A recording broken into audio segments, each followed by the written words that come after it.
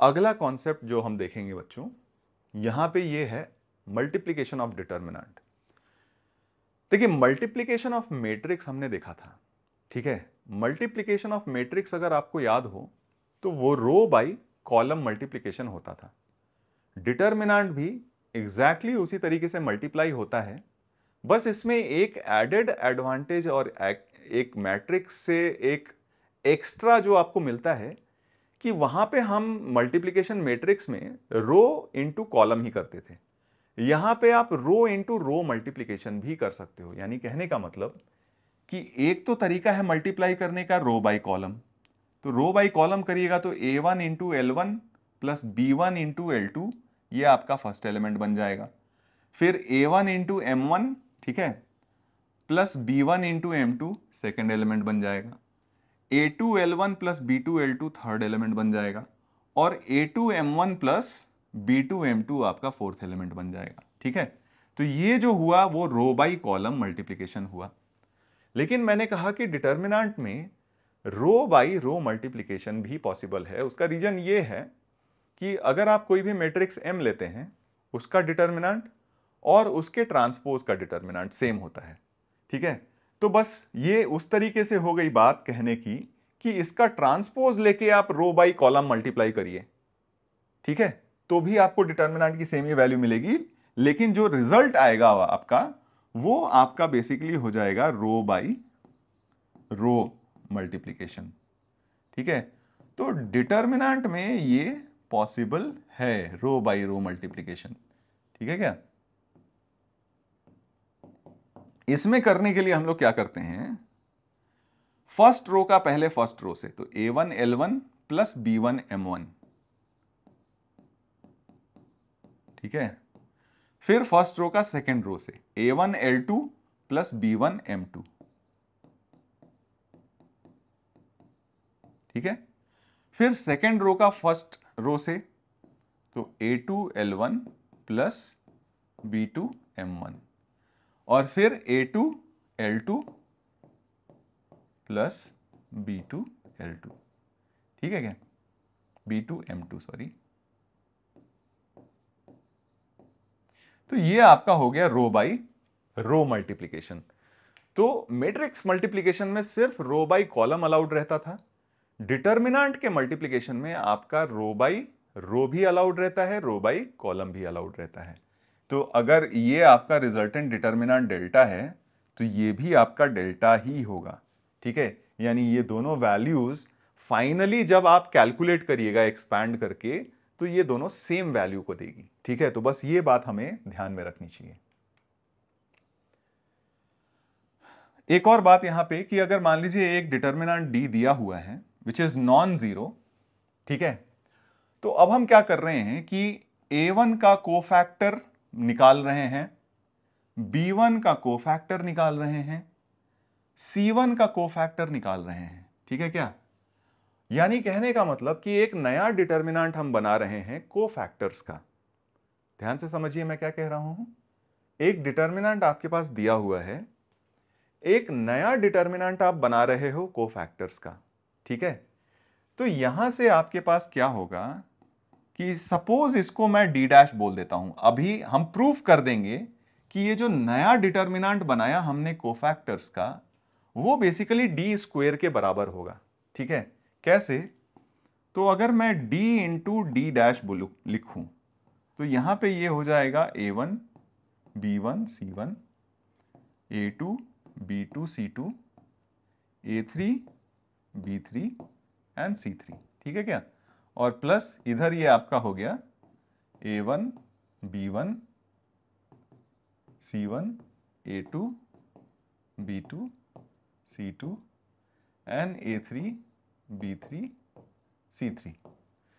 इसमें मैं क्या करता हूं, रो बाई रो मल्टीप्लिकेशन करता हूं, रो बाई रो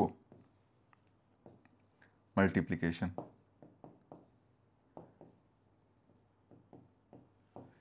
अब देखिए रो बाई रो मल्टीप्लिकेशन का बेनिफिट क्या होगा। तो इसका जो डिटर्मिनेंट का पहला एलिमेंट बनेगा वो हो जाएगा a1 into a1 plus b1 into b1 plus c1 into c1, first row के एलिमेंट्स। अपने करस्पॉन्डिंग कोफैक्टर के साथ मल्टीप्लाई होके ऐड हो रहे हैं। तो मैट्रिक्स में भी ये बात हमने पढ़ी थी कि किसी भी मैट्रिक्स के किसी रो को, ठीक है, उसके करस्पॉन्डिंग कोफैक्टर के साथ मल्टीप्लाई करके ऐड करोगे तो आपको हमेशा डिटर्मिनेंट की वैल्यू मिलती है। और ये हमने फर्स्ट लेक्चर में भी देखा था, डिटर्मिनेंट को एक्सपैंड करने का तरीका। तो ये आपका फर्स्ट एलिमेंट जो आ जाएगा वो और कुछ नहीं बल्कि आपका डिटर्मिनेंट डी ही आ जाएगा, ठीक है। फिर आप a1 into a2 plus b1 into b2 plus c1 into c2 यानी फर्स्ट रो का एलिमेंट लिया, सेकेंड रो का कोफैक्टर लिया, मल्टीप्लाई करोगे तो वैल्यू क्या हो जाएगी? 0। फर्स्ट रो का एलिमेंट थर्ड रो का कोफैक्टर मल्टीप्लाई करके ऐड करोगे, वैल्यू 0। सेकेंड रो का एलिमेंट फर्स्ट रो का कोफैक्टर मल्टीप्लाई करके ऐड करोगे, वैल्यू 0। सेकेंड रो का एलिमेंट सेकेंड रो का कोफैक्टर मल्टीप्लाई करके ऐड करोगे, value of the determinant. Second row का एलिमेंट थर्ड रो का कोफैक्टर मल्टीप्लाई करके ऐड करोगे, वैल्यू 0। थर्ड रो का एलिमेंट फर्स्ट रो का कोफैक्टर 0। थर्ड रो का एलिमेंट सेकेंड रो का कोफैक्टर 0। थर्ड रो का एलिमेंट थर्ड रो का कोफैक्टर, तो वैल्यू ऑफ द डिटर्मिनेंट ये आ जाएगा। बड़ा सिंपल। यहां से इसको अगर आप एक्सपैंड करोगे तो ये तो सीधे सीधे आपका डी क्यूब लिखा हुआ है ना। तो यानी यहां से हमारे पास जो रिजल्ट आया d into d dash is equal to d cube आया। तो क्लियरली आप ये नहीं कह सकते कि d डैश की जो वैल्यू हो जाएगी वो d स्क्वायर के बराबर हो जाएगी। और ये बहुत ही इंपॉर्टेंट रिजल्ट है, ठीक है। इसको हम बहुत अच्छी तरीके से याद रखेंगे क्योंकि क्वेश्चंस में कई बार क्या होता है ना, ये डायरेक्ट एप्लीकेशन आता है। और अगर हम पहचान जाते हैं कि जो गिवन डिटर्मिनेंट है वो कोफैक्टर्स से बना हुआ है, तो हम सीधे सीधे उसको बोल सकते हैं कि भाई ये डी डैश जो होगा ना वो गिवन डिटर्मिनेंट का स्क्वायर हो जाएगा, ठीक है। तो ये याद रखेंगे हम लोग। अब हमारे पास क्वेश्चन है कि show that this is equal to this. अब यहीं पे देखिए वो रिजल्ट काम आ जाएगा जो अभी अभी हमने पढ़ा था। ध्यान से देखिए, इस लैम्डा का कोफैक्टर क्या होगा? लैम्डा का कोफैक्टर हो जाएगा lambda square plus A square. तो ये जो है ये इसका कोफैक्टर है, ये लैम्डा का कोफैक्टर है। अच्छा, ये सी का कोफैक्टर क्या होगा? सी 1-2 पोजीशन है, नेगेटिव पोजीशन है, याद रखेंगे। तो सी का कोफैक्टर हो जाएगा ये negative of minus C lambda, ठीक है, minus C lambda N plus minus of A B. तो यानी ये हो जाएगा C lambda plus A B. देखिए, तो सी का कोफैक्टर आ गया C lambda plus A B. यानी ये तो मुझे दिख रहा है ना कि ये जो डिटर्मिनेंट बना है ये इस डिटर्मिनेंट के एलिमेंट्स के कोफैक्टर से बना है, ठीक है क्या? ये इस डिटर्मिनेंट के एलिमेंट के कोफैक्टर्स से बना है। यानी अगर ये d है तो ये क्या हो जाएगा? d स्क्वायर हो जाएगा ना। अभी अभी हमने रिजल्ट पढ़ा था, यही चीज मैं बोल रहा था कि अगर आप इसको डायरेक्टली एक्सपैंड करने में लग जाते तो आपको बहुत मुश्किल होती। लेकिन सिंस आपने ये आइडेंटिफाई कर लिया कि ये जो टर्म है ये और कुछ नहीं बल्कि लैम्डा का कोफैक्टर है, ये जो टर्म है ये सी का कोफैक्टर है, ये जो टर्म है ये माइनस बी का कोफैक्टर है, ठीक है। तो अगर ये आइडेंटिफाई कर लेते हो तो ये क्लियरली आपको दिख जाएगा कि ये कोफैक्टर्स का डिटर्मिनेंट है। और डिटर्मिनेंट इनटू कोफैक्टर का डिटर्मिनेंट हमेशा डिटर्मिनेंट का होल क्यूब हो जाता है। यानी ये तो आपका सीधे सीधे lambda c minus b minus C lambda a b minus a lambda, इसका होल क्यूब हो जाएगा। तो आपको निकालना क्या है? आपको बस इस डिटर्मिनेंट को एक्सपैंड करना है। तो कर लीजिए, सिंपल सिंपल सा है। फर्स्ट रो के अबाउट एक्सपैंड कर लेते हैं। तो लैम्डा इंटू यहां से हो जाएगा lambda square plus A square minus C into यहां पे हो जाएगा माइनस सी लैम्डा, है ना। या फिर आपको तो सीधे सीधे पता है डिटर्मिनेंट की वैल्यू ही तो है, एक्सपैंड भी क्यों करें?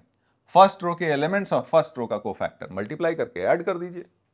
तो फर्स्ट रो का एलिमेंट फर्स्ट रो का कोफैक्टर, तो ये बन गया A square lambda plus lambda cube C into this, तो प्लस ए बी सी, है ना, प्लस सी स्क्वायर लैम्डा और यहां से बन जाएगा minus ABC n plus B square lambda, इसका होल क्यूब।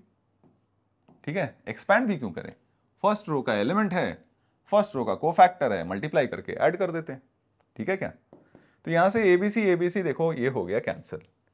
इसमें से हम निकाल सकते हैं लैम्डा बाहर, तो बाहर हो जाएगा लैम्डा क्यूब, अंदर में बच जाएगा आपके पास lambda square plus A square plus B square N plus C square, और इसका भी होल क्यूब। यही हमें प्रूफ करना था। देखो पहचान जाने पे कितना आसान हो गया ये सवाल, वरना इसमें हमें अपने बाल नोचने पड़ जाते। ठीक है, नेक्स्ट सवाल देखते हैं। प्रूव दैट 2 इंटू, अच्छा अब ये डिटर्मिनेंट भी देख के बड़ा डर सा लगेगा आपको कि ये क्या ही दे दिया है, इसको कैसे एक्सपैंड करूं, मैनिपुलेशन भी करूं तो कैसे करूं। ठीक है, अब यहां पे आपको मल्टीप्लिकेशन ऑफ डिटर्मिनेंट को बहुत अच्छी तरीके से समझना पड़ेगा। देखो मल्टीप्लिकेशन ऑफ डिटर्मिनेंट में हमने क्या करा कि दो डिटर्मिनेंट दिए हुए हैं, उसको मल्टीप्लाई करके यहां जाना बहुत आसान है।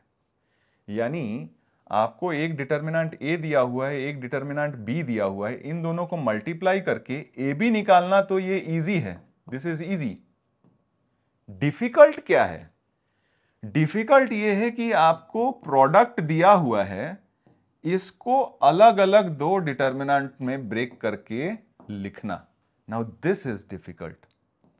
ठीक है, और अगर आपने ये वाला चीज सीख लिया कि मतलब प्रोडक्ट दिया हुआ है और उसको इंडिविजुअल डिटर्मिनेंट्स में अगर आपने ब्रेक करना सीख लिया, तो बड़ा आसान हो जाता है डिटर्मिनेंट के क्वेश्चंस को सॉल्व करना। देखिए कैसे, इसी क्वेश्चन में मैं आपको अप्लाई करके दिखाता हूं। देखिए यहां पे मुझे alpha plus beta gamma plus delta, alpha into beta gamma into delta type के टर्म्स दिख रहे हैं। तो मैं क्या करूंगा, मुझे इसको दो डिटर्मिनेंट के प्रोडक्ट में ब्रेक करना है। ठीक है, अब ध्यान से देखिए मैं प्रोडक्ट में किस तरीके से ब्रेक कर रहा हूं। यहां पे है आपके पास 2, तो यानी 1 इंटू 1, रो बाई कॉलम ही मल्टीप्लीकेशन करूंगा मैं, 1 इंटू 1 प्लस 1 इंटू 1 है ना, एंड प्लस 0 इंटू 0। तो 1 into 1 plus 1 into 1 plus 0 into 0, ये आपका 2 बन जाता है। ठीक है, ये तो 2 बन गया। अब हमें चाहिए यहां पे अल्फा प्लस बीटा और गामा प्लस डेल्टा। तो 1 इंटू मैं लिखता हूं alpha plus beta plus 1 into gamma plus delta. ठीक है, प्लस 0 इंटू 0, ये आपका आ जाएगा।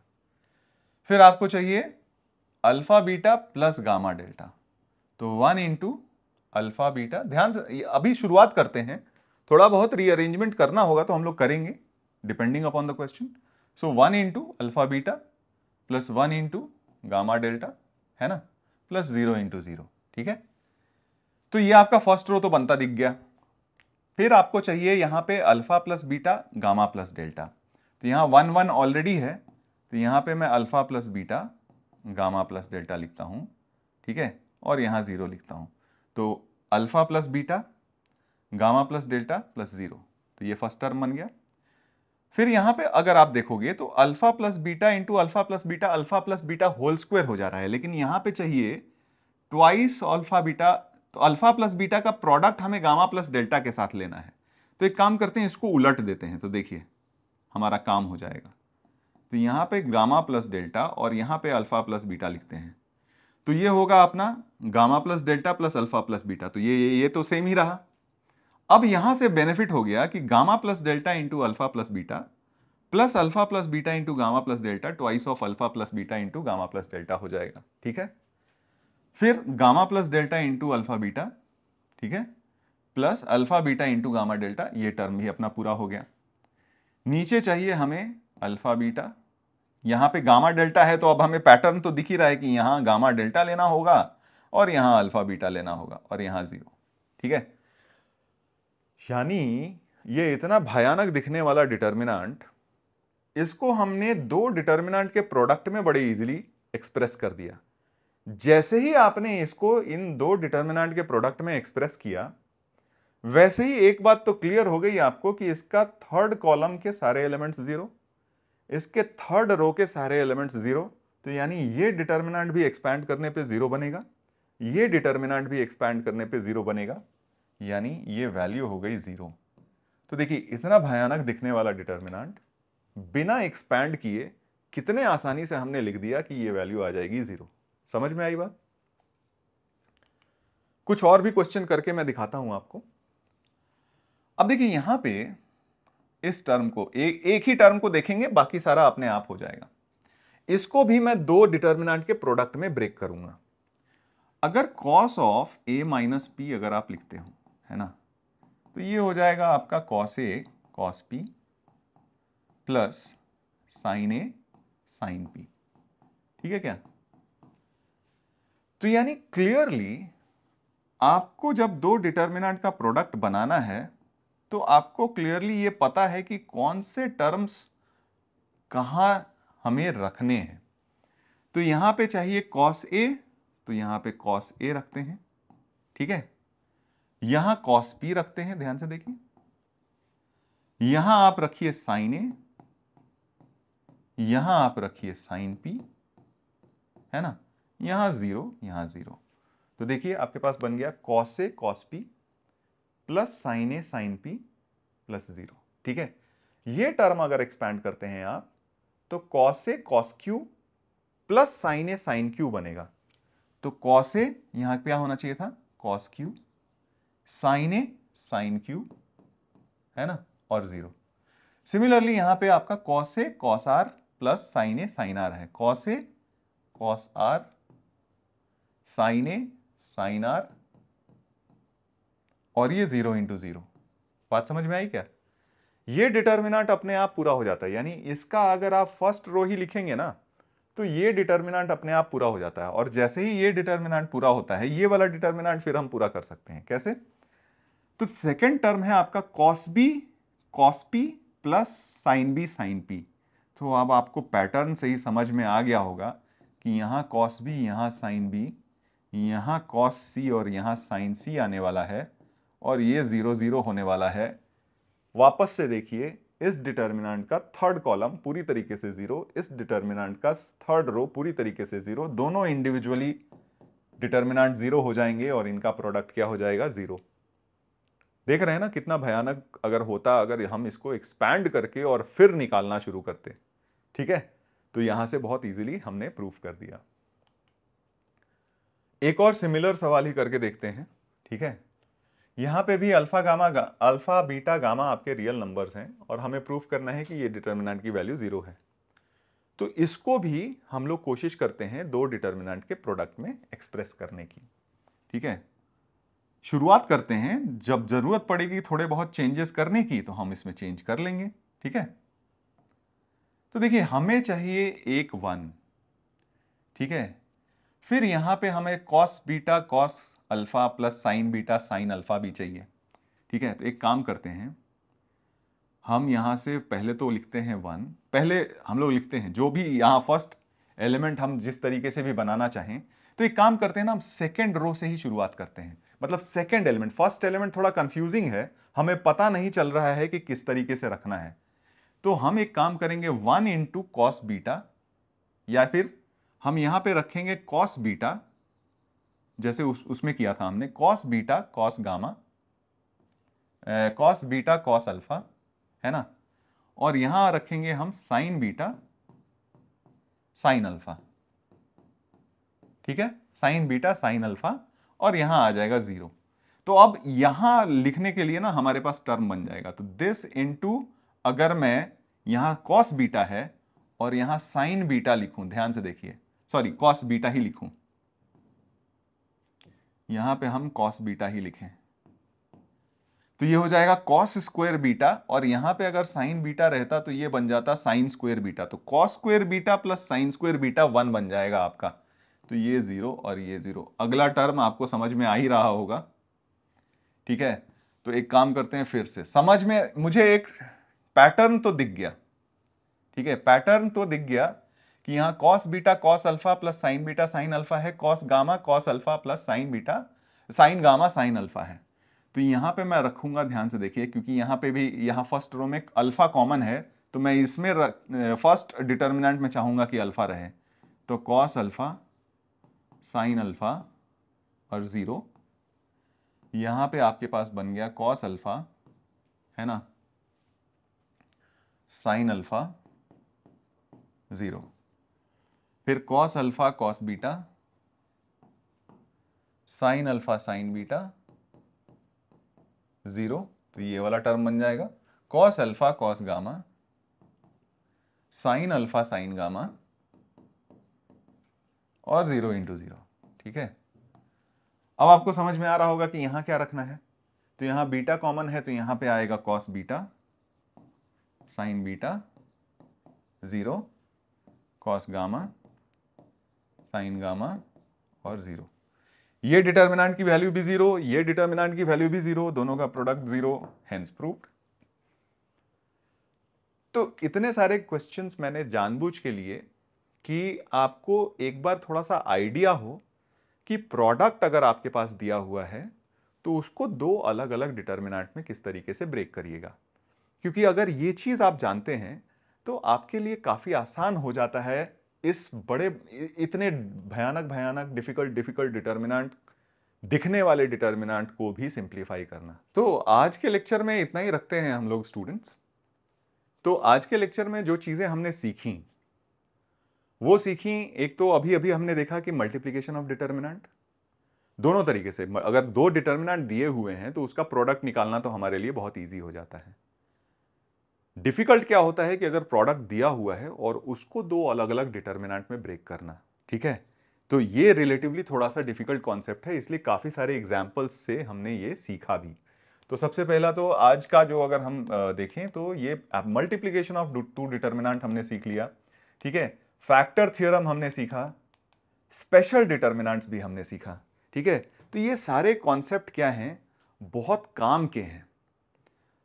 ऑल्दो आप देखिएगा एग्जामिनेशन पॉइंट ऑफ व्यू से, तो जो नेक्स्ट लेक्चर हम लोग करेंगे वो सबसे इंपॉर्टेंट लेक्चर होगा, क्योंकि जो एग्जामिनेशन क्वेश्चंस पूछता है वो एक्चुअली उसी सेक्शन से पूछता है जिसको हम लोग बोलते हैं कि solving system of linear equation. Majority आप जाके देख लीजिए ओवर लास्ट 5-7 ईयर्स मेंस में और एडवांस में आपको सिस्टम ऑफ लीनियर इक्वेशन के सवाल होते ही होते हैं। एक सवाल तो फॉर श्योर होता है। ठीक है, सॉल्व करना बड़ा आसान होता है, लेकिन प्रॉब्लम यह है कि ऑल्दो एप्लीकेशन सिर्फ सिस्टम ऑफ लीनियर इक्वेशन का पूछा जाता है, लेकिन उसको पढ़ने के लिए हमें डिटर्मिनेंट की प्रॉपर्टीज, डिटर्मिनेंट को किस तरीके से एक्सपैंड करते हैं, फिर उसके मल्टीप्लीकेशन ऑफ अ डिटर्मिनेंट, दो डिटर्मिनेंट का मल्टीप्लाई करके रिजल्टेंट निकालना, रिजल्टेंट से दो अलग अलग डिटर्मिनेंट बनाना, तो ये सारा जो है वो बेसिकली प्रीलूड हो जाता है उन कॉन्सेप्ट्स को करने का जो एक्चुअली एग्जामिनेशन में पूछे जाते हैं। ठीक है, तो इसीलिए मैंने बोला था कि रिलेटिवली छोटा चैप्टर है। आपने देखा कि 2-3-4 लेक्चर में ये पूरा का पूरा चैप्टर निपट जाएगा। तो 2 लेक्चर हमने पहले डाले हुए थे, यहां पे भी चीजें आपने सीखी। फिर नेक्स्ट लेक्चर जो आएगा उसमें इसका मेजर एप्लीकेशन होगा और वही सबसे इंपॉर्टेंट लेक्चर है।